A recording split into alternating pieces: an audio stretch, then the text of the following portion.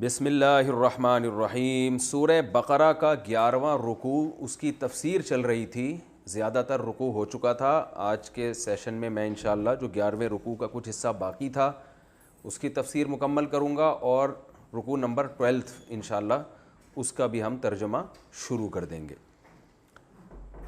بات یہ چل رہی تھی کہ یہودی یہ کہا کرتے تھے کہ ہم تو موسیٰ علیہ السلام پر ایمان لائے ہیں، تو اللہ نے ان کے باتیں بتائیں کہ تمہارا ایمان تو تم کیسا ایمان لے کر آئے تھے؟ بچڑے کو معبود بنا لیا تھا، اور کوہ طور ہم نے تمہارے اوپر رکھا ہے تو تم نے مانا ہے کہ ہم تورات پر ایمان لائیں گے، اور یعنی تورات پر عمل کریں گے ہم۔ اور اشربوا فی قلوبہم العجل بکفرہم، ان کے نافرمانیوں کی وجہ سے بچڑے کی محبت ان کے دل میں ڈال دی گئی تھی، یعنی شیطان کی طرف سے۔ آگے اللہ فرماتے ہیں قل بئس ما یأمرکم بہ ایمانکم، بہت ہی بری ہے وہ چیز جس کا تمہارا ایمان تمہیں حکم دیتا ہے۔ کتنے برے برے کاموں کا تمہارا ایمان تمہیں حکم دے رہا تھا۔ ان کنتم مومنین، اگر تم واقعی مومن ہو تو تمہارا ایمان تو تمہیں الٹے الٹے کاموں کا حکم دے رہا ہے۔ اس سے صاف پتہ چلتا ہے کہ جو ایمان کا لیبل تم اپنے اوپر لگا رہے ہو نا، وہ بھی تم پہ لگتا نہیں ہے، اس لحاظ سے بھی تم مومن نہیں ہو۔ پھر ایک الزامی جواب دیا جا رہا ہے۔ الزامی جواب کہتے ہیں جب آپ ہر طرح سے دلائل دے چکے ہیں نا، اور سامنے والا ماننے کے لیے تیار نہ ہو، تو اس کو بالکل خاموش کرنے کے لیے جو دلیل دی جاتی ہے، الزام کا مطلب اس پہ لازم ہو جائے کہ اگر واقعی ایسا ہے تم یہ سمجھتے ہو تو پھر یہ کیوں نہیں کرتے، ہوتا ہے نا۔ جیسے میں اکثر ایک مثال دیتا ہوں کہ کوئی شخص آپ کے پاس آئے، آپ کو بتائے کہ بھئی یہ کاروبار میں انویسٹمنٹ میں اتنا پروفٹ، تو آپ اس سے بولیں پھر خود کیوں نہیں پیسہ لگا دیتے بھائی؟ تو جب تک اس سوال کا اس کے پاس کوئی معقول جواب نہ ہو، اس کا مطلب یہ آپ کو بیوقوف بنا رہا ہے، آپ سے پیسے نکلوانا چاہ رہا ہے۔ بھائی تمہارے پاس بھی پیسہ ہے تو تم خود انویسٹ کرو نا، ہمیں کیوں مشورہ دے رہے ہو؟ تو بالکل یہی انداز قرآن نے یہاں اختیار کیا ہے۔ قل، اے نبی ان سے کہہ دیجئے، ان کانت لکم الدار الاخرۃ عند اللہ خالصۃ من دون الناس، تمہارا دعویٰ ہے کہ پکے مومن تو صرف ہم ہی ہیں، اور جنت میں ظاہر ہے مومن ہی جائے گا، تو صرف ہم ہی جنت میں جائیں گے۔ یعنی یہودی کہتے تھے جنت میں تو مومن جائے گا، یہ بات تو یہاں تک تو ٹھیک ہے، صرف مومن جائے گا۔ پھر کہتے تھے مومن صرف کون ہے؟ ہم ہیں، اور باقی تو سارے غیر مسلم ہیں، کافر ہیں، حتیٰ کہ جو نبی پر ایمان لے کر آ رہے ہیں وہ بھی کیا ہیں؟ غیر مسلم ہیں، یعنی وہ بھی کافر ہیں، تو ہم صرف یہودی ہی جنت میں جائیں گے۔ تو اللہ نے فرمایا ٹھیک ہے، اگر تم یہ سمجھتے ہو کہ آخرت صرف تمہارے لیے ہے، خالصۃ من دون الناس، صرف تمہیں ملے گی، لوگوں کو نہیں ملے گی، فتمنوا الموت، تو تم موت کی تمنا کرو نا اگر تم مومن ہو۔ دیکھو ہمارے ہاں کتنے لوگ شہادت کی تمنا کرتے ہیں نا، کہ اللہ کرے ہمیں شہادت مل جائے، کیونکہ ان کو یقین ہے کہ شہادت کے بعد اللہ نے شہید کے لیے بہت بڑے بڑے مقامات رکھے۔ میں نے بہت سے لبرلز کو دیکھا ہے، نہ ان کی داڑھی ہوتی ہے، نہ نماز پڑھتے ہیں، لیکن وہ چاہتے ہیں کہ موت آئے تو کون سی آئے؟ شہادت کی۔ اس کا مطلب ان کا بہرحال آخرت پر کسی درجے میں ایمان ہے، چاہے عمل کی کوتاہی کیوں نہ ہو۔ لیکن میں نے بہت سے لوگوں کو دیکھا ہے، یار ہم سے زندگی میں عمل نہیں ہوتا، لیکن یار ہم چاہتے ہیں کیا؟ شہید ہو جائیں، موت ہماری شہادت کی آئے، شہادت ہمیں ملے۔ تو لیکن اللہ فرما رہے ہیں یہودیوں سے تمہاری اس قسم کی کوئی تمنا نہیں ہے۔ میں پوری آیت کی تفسیر یہ آیت پڑھ لوں گا نا تو پھر بتاتا ہوں۔ آگے فرماتے ہیں وَلَن يَتَمَنَّوْهُ أَبَدًا، اللہ فرماتے ہیں ہرگز موت کی تمنا کبھی بھی نہیں کریں گے، کیونکہ ان کو پتہ ہے کہ ہماری، یعنی ان کو خود بھی اپنے غلط ہونے کا یقین ہے۔ اس کی مثال ایسے جیسے کچھ دن پہلے نا ایک صاحب، ایک سیاسی قائد جو بڑا ہی کرپٹ آدمی ہے، جس کو سب جانتے ہیں کہ اس سے بڑا کرپٹ مارکیٹ میں گزرا نہیں ہے، تو اس سیاسی جماعت کے تھے وہ، تو اس کی بڑی تعریفیں کر رہے ہیں ہمارے سامنے کہ یار وہ بڑا نیک آدمی ہے۔ میں یہ جو واقعات سنا رہا ہوں نا، قرآن کی آیت ہی کو آسان انداز میں ڈیفائن کرنے کے لیے، یہ تفسیر سے ہٹ کر نہیں ہے یہ چیزیں۔ تو وہ بڑے زبردست ہے، وہ بڑا، اس کو ووٹ دینا چاہیے، وہ تو بہت ہے بھائی، قائد تو وہی ہے، وغیرہ وغیرہ ایسی باتیں۔ اب ہمارے ساتھ ایک ساتھی تھے، دلائل سے سمجھا رہے ہیں بھائی اس نے تو یہ کیا، اس نے تو یہ کیا، یہ مان کے نہیں دے رہے، کیونکہ عصبیت، لسانیت آپ کو پتہ ہے، یہ قوم پرستی، یہ سب چیزیں۔ تو ہمارے اس دوست نے ان سے کہا کہ اچھا پھر یہ دعا کرو کہ قیامت کے دن تمہارا حشر اسی کے ساتھ ہو۔ ایک دم نہ وہ چپ ہو گیا، کہہ رہے بھائی یہ نہیں میں دعا کروں گا، اس کا مطلب تو میں خود پتہ ہے کہ وہ نیک نہیں ہے۔ تو یہاں اس کو کہتے ہیں بالکل ایسی دلیل کے قسم آپ کا مد مقابل کیا ہو جائے؟ خاموش ہو جائے۔ بھائی اگر یہ اتنا ہے، جیسے ہم جو غیر مسلم لڑائیاں لڑ رہے ہیں، بھائی تم اگر حق پر ہو تو تم اس میں شہادت کی تمنا کرو نا، وہ نہیں کرتے، ان کو پتہ ہے یار یا تو مر کے مٹی ہو جائیں گے یا یہ کہ آخرت میں سزا ملے گی. ان کو بعض دفعہ پتہ ہوتا ہے ہم ظلم کر رہے ہیں, تو جو حق پر ہوتا ہے نا وہ کہتا ہے یار کوئی بات نہیں اگر شہادت مل بھی جائے. تو اللہ فرماتے ہیں وَلَن يَتَمَنَّوْهُ أَبَدًا, یہ ہرگز موت کی تمنا نہیں کریں گے. اور تمنا نہ کرنا بعض دفعہ طبعی خوف کی وجہ سے بھی ہوتا ہے, یہ بھی ایک اشکال کا جواب ہے. ممکن ہے آپ کو کوئی نیک آدمی ملے مگر موت سے بہت زیادہ ڈرتا ہو وہ, اور شہادت کی تمنا بھی نہ رکھتا ہو, تو وہ اس لیے نہیں کہ اس کا کانسیپٹ ٹھیک نہیں ہے, بلکہ اس لیے کہ دل اس کا کمزور ہے. دل کی کمزوری کی وجہ سے بھی بعض دفعہ انسان موت سے بہت زیادہ ڈرتا ہے. تو یہ والا ڈر یہ تقویٰ کے منافی نہیں ہے, یہ تو کسی میں بھی ہو سکتا ہے. حضرت مولانا اشرف علی تھانوی نے لکھا ہم نے بعض بڑے بڑے بزرگوں کو موت سے ڈرتے ہوئے دیکھا ہے, اس لیے کہ وہ دل ان کا کمزور تھا, حالانکہ وہ بزرگ تھے. یہ تو ایک طبعی چیز ہے نا. اس کی میں ایک آسان مثال سمجھاتا ہوں آپ کو. دیکھو آپ کو پتہ ہے کہ ڈاکٹر انجیکشن لگائے گا تو میرا یہ بخار بالکل ٹھیک ہو جائے گا, اور جیسے ملیریا کسی کو انتہائی درجے کا پہنچا ہوا ہو نا, تو ملیریا کا ایک کورس ہے انجیکشن لگتے ہیں, اور اس انجیکشن کے بعد یقینی طور پر الحمدللہ شفا مل جاتی ہے. ڈاکٹر بھی بتاتے ہیں اور ہم نے بھی جس کو دیکھا ہے وہ کورس کمپلیٹ ہوتا ہے تو وہ بندہ ٹھیک ہو جاتا ہے. اب آپ کو پتہ ہے کہ یار میرے یہ ٹیکہ لگے گا تو میں بالکل فٹ فاٹ ہو جاؤں گا, تو اسی وجہ سے لوگ وہ ٹیبلٹ بھی کھا لیتے ہیں, اور اگر ڈاکٹر کہے کہ بھائی آپ کو انجیکشن ہی لگے گا, اب اتنا خطرناک ہو چکا ہے کہ اب انجیکشن کے بغیر آپ کو فائدہ نہیں ہوگا, تو لوگ انجیکشن بھی لگواتے ہیں. تو دل سے راضی ہوتے ہیں نا اس پہ, کیونکہ ان کو پتہ ہے یار اس کے بعد ہم کیا ہو جائیں گے ٹھیک. لیکن کمزور دل آدمی اس کے باوجود چیخیں مار رہا ہوگا, اور ہو سکتا ہے جب آپ اس کو ڈاکٹر کے پاس لے کر جائیں نا انجیکشن کے لیے وہ بھاگ جائے وہاں سے.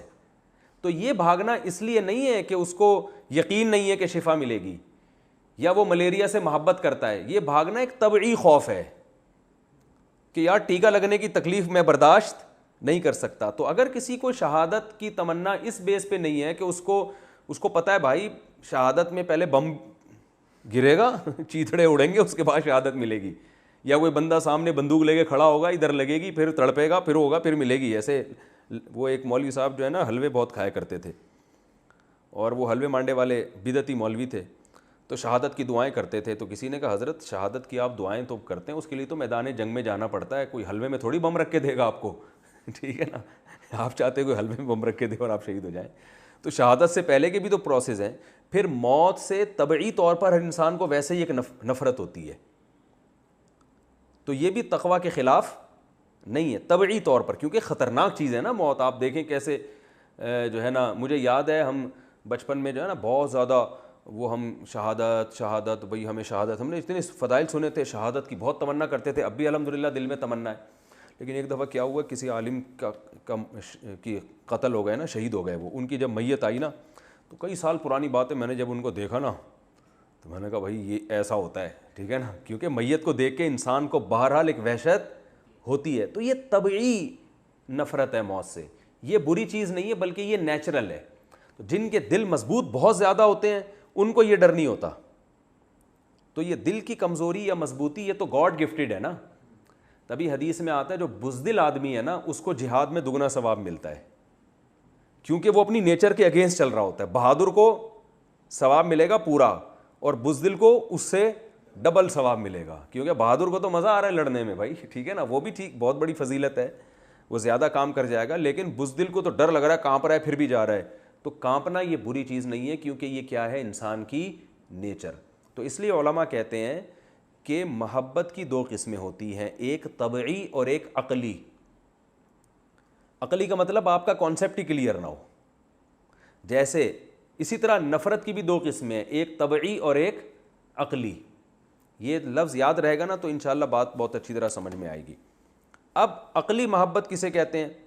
جیسے آپ کو ملیریا ہوا, آپ کو پتہ ہے انجیکشن لگے گا تو میں ٹھیک ہوں گا, تو عقلی طور پر آپ کو انجیکشن لگوانے سے محبت ہے, آپ چاہتے ہو کہ لگے. لیکن کمزور دل ہو, وہ سوئی کی جو تھوڑی سی تکلیف ہوتی ہے وہ بھی برداشت نہیں ہوتی آپ سے, اس میں ڈر لگتا ہے یار ٹھوک رہا ہے, صحیح ہے نا, سوئی گھسیڑ رہا ہے, ایک ہوتا ہے خوف پیدا ہو جاتا ہے بعض لوگ کمزور دل. تو نفرت ہے طبعی, یعنی آپ کی نیچر پسند نہیں کر رہی, اس کو طبیعت پسند نہیں کر رہی. تو ہم اس کو یوں کہیں گے, اس آدمی کے دل میں ملیریا کے علاج کے لیے انجیکشن لگوانے کو یہ پسند کرتا ہے عقلی طور پر, لیکن طبعی طور پر یہ پسند نہیں کرتا. تو اس میں کوئی حرج نہیں ہے. بلکہ یہ آدمی پتہ ہے کیا چاہے گا, یہ چاہے گا کہ میں چاہوں نہ چاہوں کسی طرح مجھے رسیوں سے باندھ کے ڈاکٹر جلدی سے ٹھوک دے انجیکشن, کیونکہ اس کو پتہ ہے یار ٹیکہ نہیں لگوایا نا تو اور زیادہ تکلیف ہوگی, تو یہ چاہے گا یار مجھے بتائے بغیر میں سو رہا ہوں بس انجیکشن ٹھوک دو. جیسے آپ نے دیکھا ہوگا نا بعض لوگ دعا مانگتے ہیں اللہ میں سیدھے راستے پہ چلنا چاہوں یا نہ چاہوں تو مجھے زبردستی چلا دے. تو وجہ اس کی کیا ہے کہ ان کو پتہ ہے یار گناہوں سے بچنا ضروری ہے اور اس کے بغیر جنت میں جا نہیں سکتے. اب جنت میں جانے کا شوق عقلاً تو ہے لیکن طبی طور پر ظاہر ہے گناہ چھوڑنے پڑتے ہیں, تو وہ پھر اللہ سے یوں دعا مانگتے ہیں اللہ میں چاہوں نہ چاہوں تو زبردستی بس مجھے چلا ہی دے, یعنی میں نہیں بھی چاہوں نا تو ادھر کو گھسیٹ لے مجھے تو یہ دعا اس کی علامت ہوتی ہے بھائی اس کے دل میں طبی طور پر تو گناہوں سے محبت ہے, مزہ آ رہا ہے گناہ کرنے میں اس لیے کر رہا ہے, لیکن عقلی طور پر یہ گناہ کو پسند نہیں کرتا. تو یہاں بھی یاد رکھیں اسی طرح بعض دفعہ انسان کو کسی سے محبت کا اللہ نے حکم دیا مگر اس کو اس سے طبعی محبت نہیں ہوتی, صرف عقلی ہوتی ہے. تو ہم مکلف کس کے ہیں؟ عقل کے. طبیعت ہمارے اختیار میں نہیں ہے. البتہ طبعی بھی محبت اگر پیدا ہو جائے تو یہ گاڈ گفٹڈ ہے. جیسے میدان جنگ میں کسی کا لڑنے کا دل چاہنا شروع کر دے بہادری, تو یہ خدا کی کیا ہے؟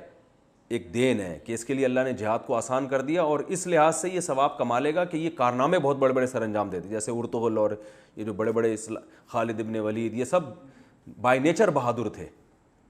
تو اب یہ بات سمجھیں کہ اللہ نے کیا فرمایا کہ ان کے دل میں موت کی بالکل بھی تمنا نہیں ہے. تو یہاں طبعی تمنا مراد نہیں ہے کہ طبی طور پر تو کوئی بھی نہیں مرنا چاہتا, یہ عقلی ہے.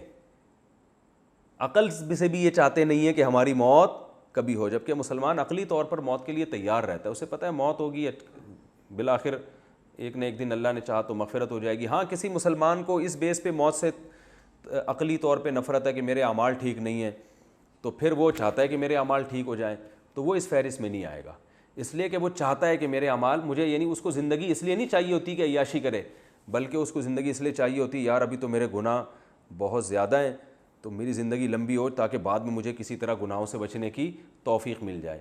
تو جو اس بیس پہ چاہ رہا ہے کہ میں نہ مروں وہ بھی اس آیت میں داخل نہیں ہے. اس آیت میں وہ داخل ہے جو گناہ کر رہا ہے لیکن دعوے یہ کر رہا ہے کہ میں جاؤں گا کہاں؟ جنت میں. اس کو اللہ کہہ رہے ہیں پھر تو موت کی تمنا کیوں نہیں کرتا, یعنی عقلی طور پر موت سے محبت کیوں نہیں کرتا؟ طبی طور پر تو چلو تمہارے اختیار میں نہیں, تم تو اگر تم سے عقلی طور پر بھی تم چاہتے ہو کہ کسی بھی صورت میں تمہاری موت نہ آئے, تو یہ مطلب ہے اس آیت کا. تو اللہ فرماتے ہیں وَلَن يَتَمَنَّوْهُ أَبَدًا, یہ کبھی بھی موت کی تمنا نہیں کریں گے, بِمَا قَدَّمَتْ أَيْدِيهِمْ, اپنے اعمال کی وجہ سے. اس میں اللہ نے بتا دیا کہ موت کی جو یہ تمنا نہیں کریں گے اس کی وجہ یہ نہیں ہے کہ بزدلی ہے دل کے اندر یا طبعی طور پر موت سے نفرت ہے, وہ تو ہر آدمی کے دل میں ہوتی ہے, بلکہ اس کی وجہ کیا ہے؟ بدعمالیاں. بدعمالیاں اتنی ہیں ان کو پتہ ہے مرے تو گئے سیدھا کہاں؟ جہنم میں. تو اس لیے ان کو زندگی کی بہت زیادہ ہوس ہے, لالچ ہے. واللہ علیم بالظالمین, اللہ ایسے ظالموں کو جانتا ہے. اور اللہ نے فرمایا یہ زندگی پر اتنے حریص ہیں, اتنے لالچی ہیں. دیکھو مسلمان یہ نیک اعمال کرنے والا زندہ رہتے رہتے بھی ایک وقت آتا ہے پھر تیار ہو جاتا ہے موت کے لیے کہ یار چلو 60 سال 70 سال 80 سال ہو گیا, پتہ ہے بھائی جانا ہی ہے. اور اگر جو ہے وہ پہلے سے تیاری شروع کر دیتا ہے یار اب اتنا زندہ رہ گئے, تو اس کو زیادہ حرص بھی نہیں ہوتی کہ بس اور کتنا رہنا ہے. لیکن اللہ فرماتے ہیں ان کے دل میں اتنی لالچ ہے, یود احدہم, ان میں سے ہر ایک چاہتا ہے لو یعمر الف سنہ, کاش 1000 سال مجھے زندگی مل جائے. تو اللہ فرماتے ہیں اس خوش فہمی میں ہے کہ اگر 1000 مل گئی تو بچ جائیں گے. اللہ فرماتے ہیں وما هو بمزحزحہ من العذاب, یہ 1000 سال کی زندگی ان کو عذاب سے نہیں بچا سکتی. اگر بالفرض زندگی مل بھی گئی تو جانا کہاں ہے؟ جہنم میں. اب یہاں بھی ایک اشکال ہو سکتا ہے, بھائی یہ تو ہر آدمی چاہتا ہے مجھے 1000 سال کی زندگی ملے. چاہتے ہیں کہ نہیں چاہتے؟ اگر مجھ سے کوئی پوچھے آ کے یار تمہیں ایک دوا میں کھلا دوں گا تم 1000 سال زندہ رہو گے, تو میں بھی کوشش کروں گا, میں کہہ دوں 1000 کے میں 2 ٹیبلٹ کھاؤں گا تاکہ 2000 سال زندہ رہوں. تو پھر یہاں یاد رکھیں یہاں 1000 سال جو ان کی چاہت تھی نا زندہ رہنے کی, اس چاہت کی بیس غلط ہے. وہ بیس یہ ان کو پتہ ہے مریں گے تو کہاں جائیں گے؟ جہنم میں, اس لیے بچنا چاہ رہے ہیں. جبکہ مسلمان کی بیس کیا ہے؟ بھائی زندگی اللہ کی ایک نعمت ہے جو ایک ہی دفعہ ملتی ہے, بار بار نہیں ملتی, تو وہ اس بیس پہ زندہ رہنا چاہے گا. تو اس لیے قرآن کی آیتوں کے ظاہر کو کبھی نہیں لیا جاتا, بلکہ اس کے کس پیرائے میں یہ ذکر کیا جا رہا ہے اس کو دیکھا جاتا ہے. تو پیرائے کیا بما قدمت ایدیہم, ان کے اعمال ایسے ہیں, ان اعمالوں کی وجہ سے یہ سب ان کے جذبات پیدا ہو رہے ہیں. تو واللہ بصیر, ہاں واللہ بصیر بما یعملون, جو کچھ یہ کر رہے ہیں اللہ ان کو جانتا ہے. ایک آیت رہ گئی ومن الذین اشرکوا, فرمایا وَلَتَجِدَنَّهُمْ أَحْرَصَ النَّاسِ عَلَىٰ حَيَاتٍ, لوگوں میں یہ زندگی پر سب سے زیادہ حریص ہیں. دنیا میں جتنی قومیں ان میں سب سے زیادہ ان کو زندہ رہنے کا شوق ہے. حالانکہ جس کا آخرت پر ایمان ہو, اعمال ہو, اس کے دل میں زندگی کی ہوس زیادہ نہیں ہوتی. لیکن جو دوسرے غیر مسلم ہیں نا, جن کا آخرت پر ایمان نہیں ہے, جو یہ جانتے ہیں کہ مر کے مٹی ہو کے ختم ہو جائیں گے, ان سے بھی زیادہ ان کو زندہ رہنے کا شوق ہے. اس لیے ان کو پتہ ہے کہ ہمارا انجام آخرت میں بہت خراب ہونے والا ہے. تو اللہ فرماتے ہیں کہ یہ وَمِنَ الَّذِينَ أَشْرَكُوا, جو مشرکین ہیں, جو کتابوں پر ایمان نہیں رکھتے, ان سے بھی زیادہ ان کے اندر ہوس ہے. تو اب اللہ نے یہ پوری بات کیوں بیان کی کہ دعوے ان کے کیا ہیں کہ ہم ایمان والے ہیں, اور اعمال اس دعووں کے بالکل اگینسٹ ہیں. یعنی اس دعوے سے ان کے اعمال بالکل بھی میچ نہیں کر رہے. تو یہ رکوع تھا. اب ہم رکوع شروع کرتے ہیں جی. سورہ بقرہ کا رکوع نمبر 12, اور اس 12ویں رکوع میں پہلے میں اس کا انشاءاللہ لفظی ترجمہ اور مختصر گرامر, پھر اس کی مختصر تفسیر. قل, اے نبی ان سے کہہ دیجئے, من کان عدوا, جو بھی دشمن ہے. عدو دشمن کو کہتے ہیں نا, عدو کسے کہتے ہیں, مشہور لفظ ہے اردو میں استعمال. جن کو اردو ہندی آتی ہے ان کے لیے قرآن سمجھنا بہت آسان ہے. من کان عدوا لجبریل, جو بھی دشمن ہے جبریل کا, فإنہ نزلہ, تو بے شک اس جبریل نے نزلہ نازل کیا ہے, سبحہ کی طرح, اس قرآن کو, علی قلبک آپ کے دل پر, بإذن اللہ اللہ کے حکم سے, مصدقاً, اور یہ قرآن تصدیق کرنے والا ہے, لما بین یدیہ, جو اس کے دونوں ہاتھوں کے سامنے ہے. یہ محاورہ ہے نا, یعنی اس سے پہلے جو کتابیں گزر چکی ہیں جو اس کے سامنے ہیں, جو چیز پہلے گزر چکی ہوتی ہے وہ آپ کے سامنے ہوتی ہے, جو بعد میں آنے والی ہے وہ آپ کے سامنے نہیں ہے. تو اس کو خلف کہا جاتا ہے, جو آپ کے بعد. یہ تصدیق کرتی ہے لما بین یدیہ, جو اس سے پہلے کی کتابیں ان کی تصدیق کرتی ہے, وہدن, اور ہدایت ہے, وبشریٰ, خوشخبری ہے, للمؤمنین, ایمان والوں کے لیے. من کان عدوا للہ, جو بھی دشمن ہے اللہ کا, وملائکتہ, اس کے فرشتوں کا, ورسلہ, اس کے پیغمبروں کا, وجبریل ومیکالا, جبریل علیہ السلام کا اور میکائیل علیہ السلام کا جو دشمن ہے, فإن اللہ عدو, تو خوب سمجھ لو کہ اللہ بھی دشمن ہے, للکافرین, الف لام آ رہا ہے نا, اس کا مطلب ایسے کافروں کا پھر اللہ بھی دشمن ہے جو ان بزرگ ہستیوں کے دشمن ہیں. وَلَقَدْ, اور تحقیق, انزلنا, ہم نے نازل کر دیں, الیکا, اے نبی آپ کی طرف, آیاتن, بہت ساری نشانیاں, بیناتن, بالکل واضح. اور آیات سے مراد قرآن کی آیتیں بھی ہو سکتی ہیں, کہ ہم نے قرآن کی آیتیں نازل کر دیں بالکل واضح, جو ہر چیز کو بڑی ڈیٹیل سے بیان کر رہی ہیں. وما یکفر بہا, ان آیتوں کا انکار نہیں کرتے, الا الفاسقون, مگر وہ لوگ جو حد سے تجاوز کرنے والے. فسق کہتے ہیں حد سے تجاوز کرنا, جو باؤنڈری عقل نے کھینچ دی ہے نا, عقل نے ایک انسان کو باؤنڈری دی ہے کہ بھئی یہ صحیح لوگ ہوتے ہیں, اس سے آگے جب آپ کرتے ہو تو تجاوز, تو اس کو فسق کہا جاتا ہے. اور شریعت میں جو اللہ نے جو باؤنڈری کھینچی ہے اس سے تجاوز کو کیا کہا جاتا ہے, فسق. تو اللہ فرماتے ہیں اس کا انکار نہیں کرتے, الا الفاسقون, مگر فاسق لوگ ہی. آوا کلما عاہدوا عہدا, آ کا معنی کیا, واو کا معنی اور, کلما کا معنی جب بھی, عاہدوا زاربو کی طرح, زاربا یزاربو مزاربتن, عاہد یعاہد معاہدتن, جس کو ہم اردو میں معاہدہ کہتے ہیں. اصل لفظ ہے معاہدہ, لیکن اردو میں معاہدہ ہی کہا کریں, معاہدہ نہیں کہا کریں. لوگ بولیں گے پتہ نہیں کیا ہو گیا, جو ہر زبان اپنے حساب سے الفاظ کو چینج کر لیتی ہے نا, تو اصل میں لفظ ہے معاہدہ. اللہ فرماتے ہیں آوا کلما عاہدوا عہدن, عہد کہتے ہیں کوئی بھی ایگریمنٹ. اللہ فرماتے ہیں اور آوا کلما, تو اور کیا, یہ کیا, اور کلما جب بھی, عاہدوا یہ لوگ عہد کریں گے, عہدن کوئی بھی عہد, نبذہ, نبذ ینبذ کا معنی پھینکنا, نبذہ اس عہد کو پھینک دے گا, فریق ایک فریق, منہم ان میں سے, ان سے مراد کیا, یہودیوں جن کی بات چل رہی ہے نا, میں نے کہا تھا نا بنی اسرائیل نام ہی صورت کا کیا ہے، سوری جو رکوع شروع ہوا تھا یا بنی اسرائیل سے شروع ہوا تھا نا، اے بنی اسرائیل. تو اللہ فرماتے ہیں کیا جب بھی یہ لوگ کوئی عہد کریں گے تو ان میں سے ایک فریق اس عہد کو نبذہ پھینک دے گا. پھینکنے سے مراد یہ کنایا ہے توڑنے سے، تو بہت برے طریقے سے توڑنے کو تعبیر کیا جا رہا ہے پھینکنے سے. یعنی جیسے ایگریمنٹ، جیسے آپ کے پاس کوئی فائل ہے نا، اٹھا کے آپ نے پھینک دی، کوئی لفٹ ہی نہیں کرا رہے آپ اس کو. تو کیونکہ انہوں نے اللہ سے پہلے عہد لیے ہیں کہ ہم جب بھی پیغمبر آئے گا ایمان لائیں گے، تو اللہ فرماتے ہیں کیا جب بھی کوئی عہد اللہ سے کرو گے تو توڑو گے ہی لازمی اس کو. یہ ایک سوال ہے ان سے کہ کبھی تو اللہ سے کیے ہوئے معاہدے کو پورا کر لیا کرو. فرمایا بل اکثرہم، بلکہ ان میں اکثر ایسے ہیں لا یؤمنون جو سرے سے ایمان لاتے ہی نہیں ہیں. ولما، اور جب جاءہم آ گیا ان کے پاس رسول، ایک رسول مراد نبی صلی اللہ علیہ وسلم میں، من عند اللہ، اللہ کے پاس سے، اللہ کی طرف سے، مصدق، جو تصدیق کر رہا ہے، لما، اس کتاب کی، معہم، جو ان کے پاس ہے. میں نے بتایا نا بار بار قرآن یہ لفظ کیوں استعمال کرتا ہے کہ ان کی کتابوں کی تصدیق، کہ اس میں آزمائش ان کے لیے کم ہے، کوئی نیا دین لے کے نہیں آ رہا. نبذ فریق، تو پھینک ڈالا ایک جماعت نے، من الذین اوتوا الکتاب، ان لوگوں میں سے جن کو کتاب دی گئی ہے. جن کو کتاب دی گئی وہ یہود و نصارہ ہے نا، تو یہود و نصارہ میں سے ایک فریق نے پھینک ڈالا کتاب اللہ، اللہ کی کتاب کو، وراء ظہورہم، ظہر پشت کو کہتے ہیں اور ظہور اس کی جمع، اپنی پشتوں کے پیچھے. ورا پہلے بھی گزر چکا ہے نا، ما ورائے عقل، ما ورائے عدالت. تو اللہ کی کتاب کو انہوں نے اٹھا کے کیا کر دیا، اپنی پشت کے پیچھے پھینک دیا. تفسیر میں انشاءاللہ اچھی طرح بتاؤں گا میں. کأنہم، انا کا معنی یا انا کا معنی بے شک، اور کأن کا معنی گویا کے.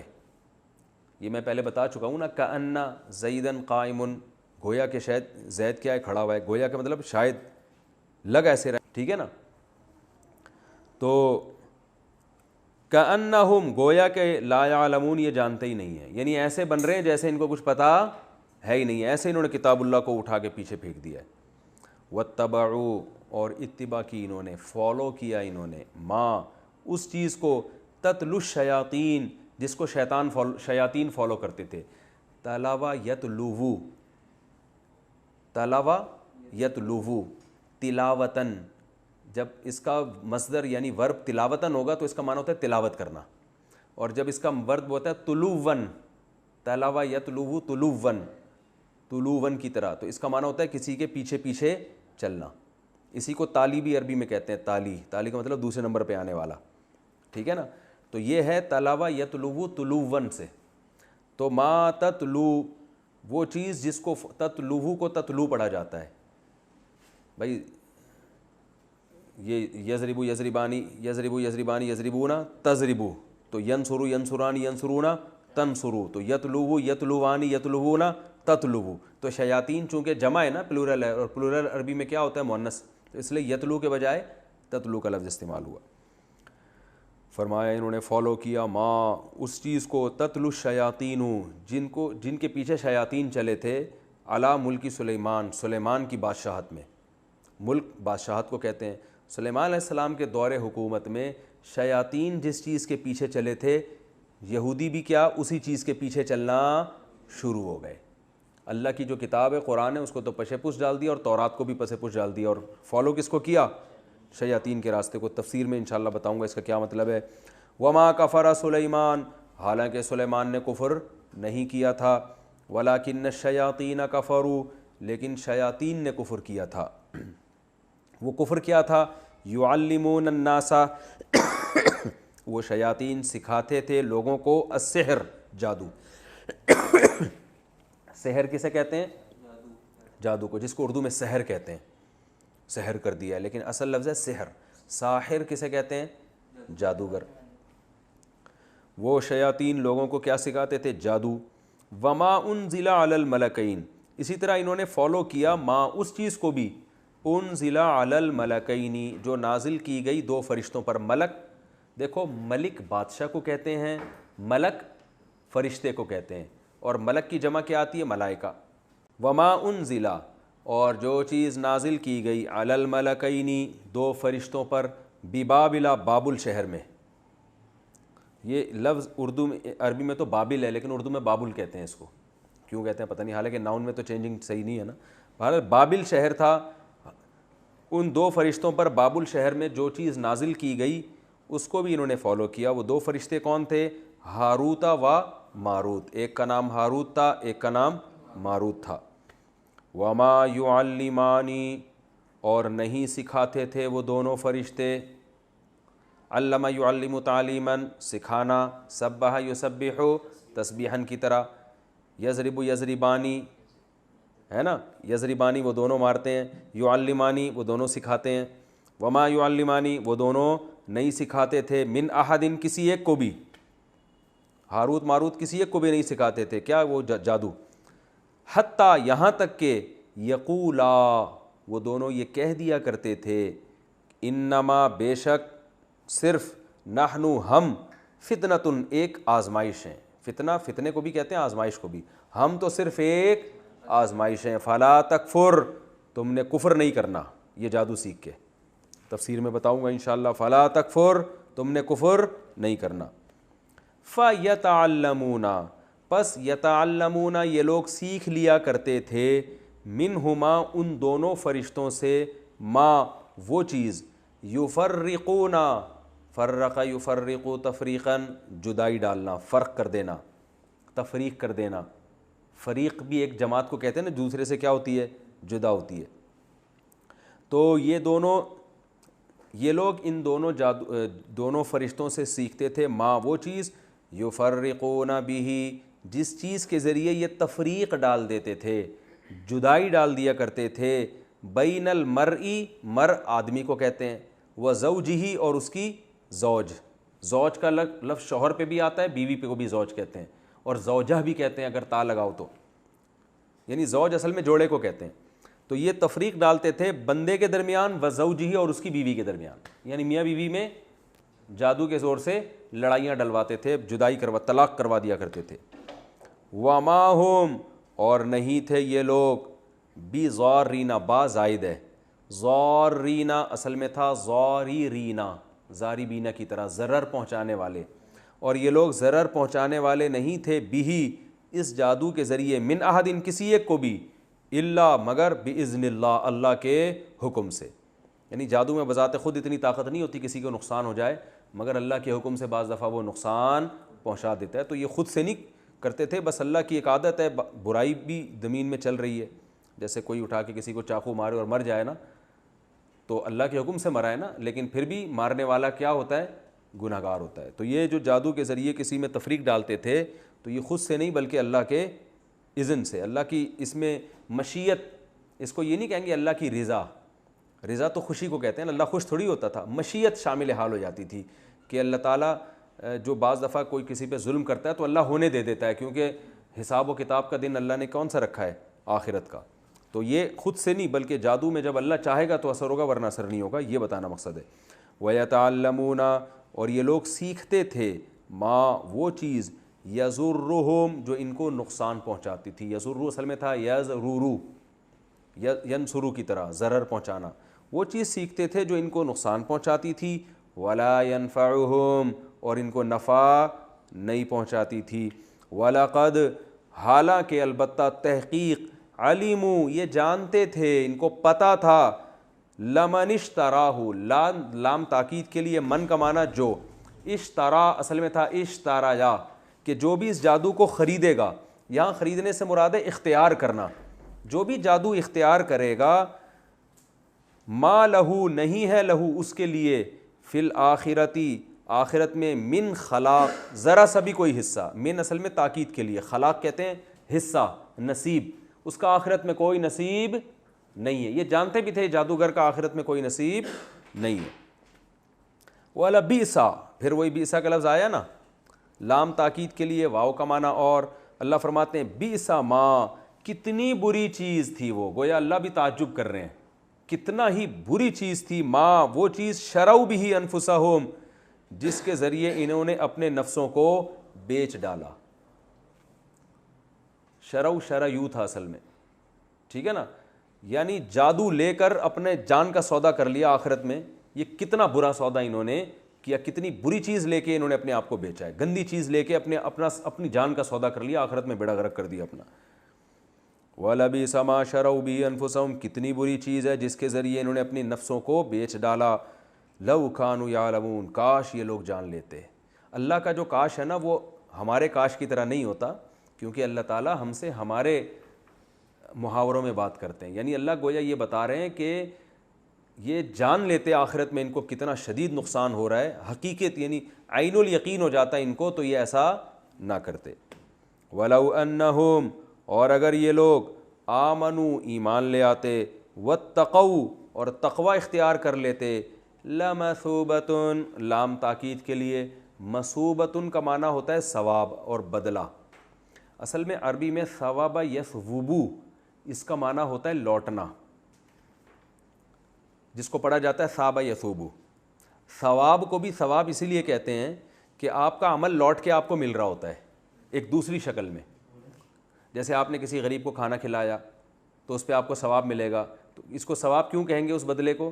اس لیے کہ آپ کا یہ عمل قیامت میں کسی اور شکل میں آپ کو لوٹا دیا جائے گا.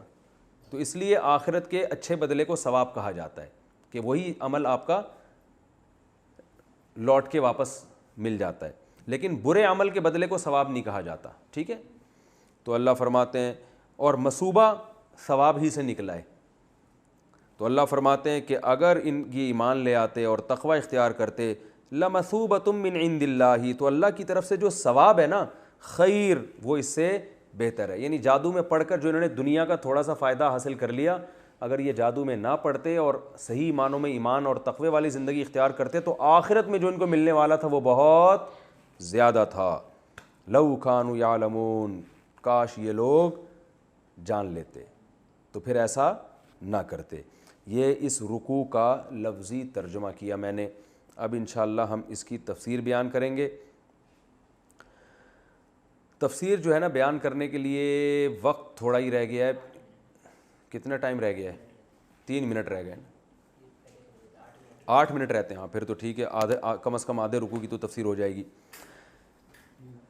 تو یہ جو رکوع شروع ہو رہا ہے نا, 12واں رکوع, اس میں شروع میں کیا اللہ نے فرمایا؟ قُلْ مَنْ كَانَ عَدُوًّا لِجِبْرِيلَ, جو جبریل کا دشمن ہے تو جبریل نے تو آپ کے قلب پہ کلام اللہ کو نازل کیا ہے. ہوتا یہ تھا کہ نہ ماننے کے 100 بہانے ہوتا ہے نا. یہودی یہ کہا کرتے تھے کہ محمد صلی اللہ علیہ وسلم پہ جو فرشتہ قرآن لے کر آ رہا ہے تو محمد صلی اللہ علیہ وسلم کہتے ہیں وہ تو جبریل ہے.